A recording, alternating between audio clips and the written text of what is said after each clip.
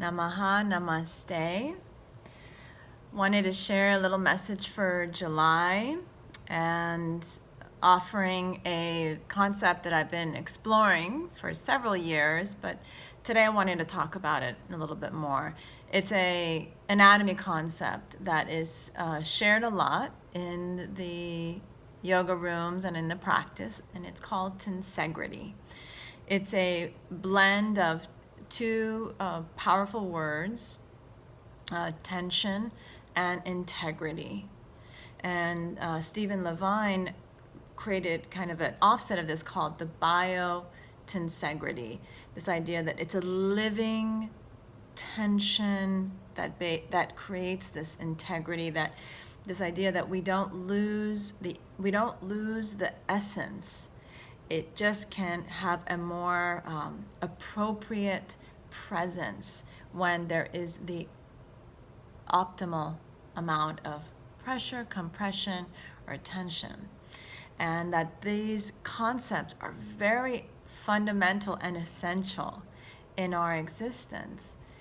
And I'm sharing this because there's so much tension in our society right now.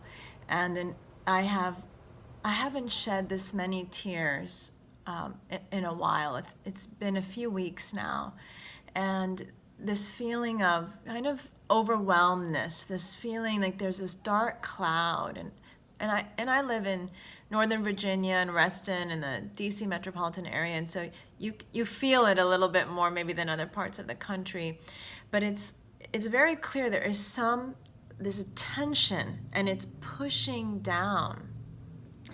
And what I have found is those that have a very devotion to themselves through a self-practice on the daily have the ability to rise up against the tension and let it be a way for them to create integrity in their actions, integrity in their decisions, and how they communicate with the others. And so that's what I wanted to really share today, that the practice of yoga will absolutely get you into learning how to do pretty amazing things with your body, with your mind, with your breath, with all of your gifts, utilizing this concept. Like you can move into pretty amazing balance poses, both arm balances, standing balances, even the Navasana, using this concept of moving what I call also dynamic tension, two opposing sides away from each other, and helping through that, finding that the middle does not need to be dislocated, that you don't have to lose the center when there's expansion. The center has the capacity to become more activated when the expansion is occurring. And I'm sharing this because with all this tension that's happening in our society and in our world, and specifically in our country, we can utilize it to rise up, to elevate, to optimize, to create mastery. And the more that I live, and I've just lived very few years on this earth, and I'm blessed to have lived 44 years, but I just, every day I see like, wow, it's the smallest things that make the biggest difference.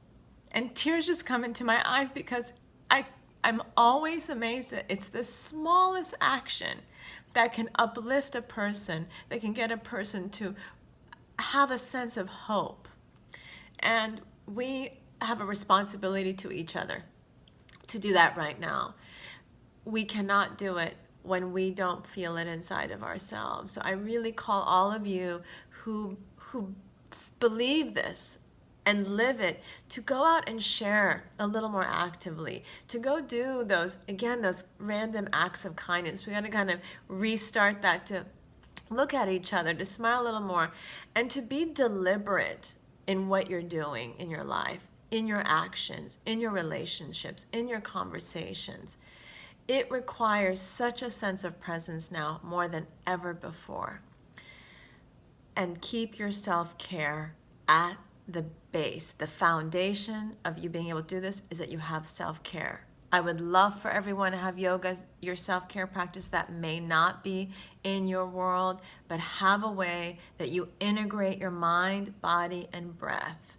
The gym is wonderful, but it has limitations. You have TVs, you have sound, people in headphones, the breath, and certain things.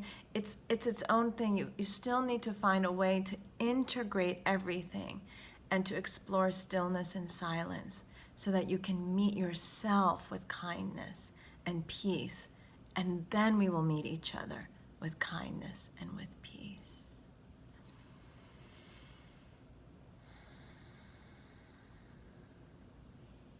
Have a beautiful day. Namaste, namaha.